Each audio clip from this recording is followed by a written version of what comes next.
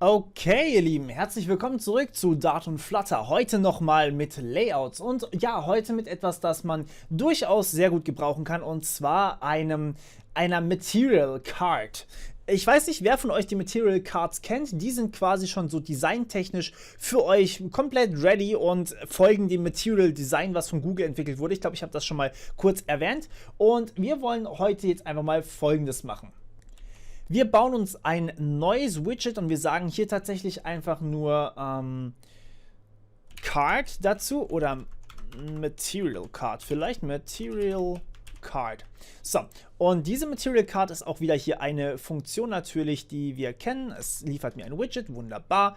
Und ja, was ich jetzt hier drin machen möchte, ist Folgendes. Ich möchte gerne eine Sized Box zurückgeben. Diese Sized Box ist genau das, was wir brauchen. Die enthält, also das ist im Endeffekt wirklich eine einfache Box, die aber eine Karte enthält. Ups, hier steht eine 3, die soll da nicht hin. Und ja, wir machen das jetzt einfach mal. Wir sagen Return Sized Box.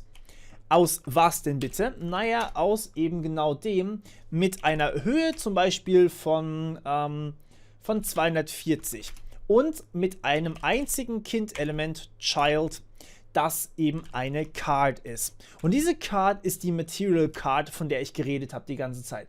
Das bedeutet, eine Karte, wie sieht so ein Ding aus? Nun, ihr kennt die quasi von jeder Google-App, die haben die nämlich alle sozusagen.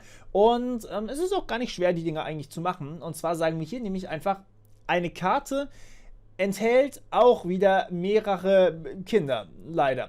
Das heißt, wir sagen hier, okay, in diese Karte rein soll was. Und hier kommt normalerweise euer richtiges, normales Layout rein, sage ich jetzt mal. Und zwar fangen wir hier an mit einer Column, also das heißt einer Spalte. Und ihr wisst, wie das ist. Wenn man eine Spalte hat, dann hat man innen drin quasi die Möglichkeit, von oben nach unten durch sich den Content so zu liefern. Und eine Spalte hat natürlich mehrere Kinder. So, und diese Kinder enthalten wiederum die ganzen einzelnen Kartenteile. Und ja, diese Kartenteile nennen sich List-Tile. Und das ist im Endeffekt das, wo der eigentliche Content reinkommt. Es ist sehr, sehr viel außenrum dafür, dass man einfach nur ein einziges Teil reinschreiben kann. Aber ja, ich zeige euch mal eben, wie das aussieht. Und zwar könnte man hier zum Beispiel sagen, Title, welcher natürlich ein Text ist. Ups, nicht Text-Style, einfach nur ein Text bitte. Und der enthält dann einfach Danke fürs Zusehen. Und ihr dürft mir natürlich gerne eine positive Bewertung, wie man so schön sagte, dalassen. Aber das schreibe ich jetzt da nicht rein, weil das ein bisschen arg krass ist. Okay, so, was wir hier reinmachen, ist noch zusätzlich ein Subtitle. Da können wir es eigentlich reinschreiben. Und zwar, Subtitle besteht auch aus einem Text. Lasst gerne eine positive Bewertung hier. Ich denke jetzt da gerade an sowas wie zum Beispiel Google Maps oder sowas, wo man das immer machen kann. So, lasst eine positive Bewertung hier. So, okay. Und wie sieht das Ganze jetzt aus? Nun, wir machen jetzt hier mal einen Hot Reload und wir sehen, dass wir sowas hier sehen. Das ist eine Card. Das ist eine ganz normale Card. Ihr seht hier diese leichte Abstufung zum Rest. Das ist einfach nur eine, also der Hintergrund ist etwas dunkler und der Vordergrund ist halt komplett weiß.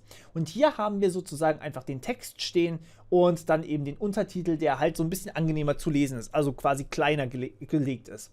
So, das ist jetzt natürlich nicht besonders hübsch, deswegen möchte man da vielleicht ein kleines bisschen was anders machen. Und zwar sagen wir hier, ja gut, ein Text kann natürlich immer noch einen gewissen Style haben. Das heißt, wir packen hier den Style rein, sagen hier, da hinten dran bitte kein Komma, Kolleg, Text-Style. Und hier sagen wir dann zum Beispiel Font Weight, setzen wir auf Font Weight, weil es eben eine Überschrift ist, deswegen Title, ne? Setzen wir auf FontWeight.W500. So, schauen wir uns mal an, ob das jetzt schon wieder ein bisschen besser aussieht. Ja, ein bisschen besser sieht es aus. Es ist allerdings immer noch nicht wirklich so, wie man es sich gerne vorstellt. Das liegt aber vor allem nicht am normalen Text hier, der ist häufig so, sondern es liegt eigentlich eher daran, dass hier so viel Platz ist. Auf der linken Seite, beziehungsweise auf der rechten Seite und auch unten drunter. Es sieht einfach nicht natürlich aus. Und ja, so arbeitet man aber normalerweise, man arbeitet immer in so Tiles. Und naja, was man hier normalerweise erwarten würde, wäre jetzt zum Beispiel noch ein Icon. Denn irgendwie braucht man als Mensch immer permanent Icons und die bindet man normalerweise an über Leading. Leading, da kann ich wunderbar ein Icon einbauen. Das ist aber ganz schön viel, was da falsch gelaufen ist. Icon, so. Und hier hole ich mir jetzt einfach ein Icons. Okay, was haben wir denn Schönes? Icons. Icons. Das ist doch schön. ADB Sharp. Oder? Habt ihr was anderes? Hier, ich habe jetzt mal das kurz rausgeschnitten. Icons.StarRate. Ja, weil man hier natürlich ein Sternchen hat. Und wir wollen das Icon in Color, Colors. Vielleicht Blue haben. Denn ja, sowas benutzt man eigentlich relativ häufig. Also man hat normalerweise am Ende dann seine App in einer einheitlichen Farbe. Ihr seht hier oben, das ist blau. Also nehmen wir hier auch Colors.Blue. Okay, jetzt kann man aber bei einer Farbe immer noch genauer angeben, was man haben möchte. Zum Beispiel kann ich hier sagen Colors.Blue 500 und damit ist sie ein kleines bisschen heller geworden. Also ihr seht hier, dass die Farbe eben im Vergleich zu davor... Okay, es hat es nicht aktualisiert, schade.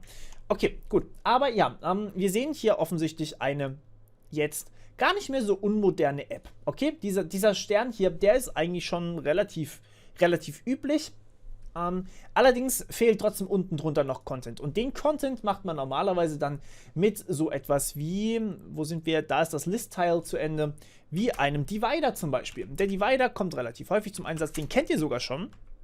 Und danach kann man hier nochmal mit einem List-Tile irgendwas machen. Das heißt, wir packen hier nochmal ein List-Tile ran. Und ja, das muss jetzt hier auch reichen an der Stelle als Beispiel.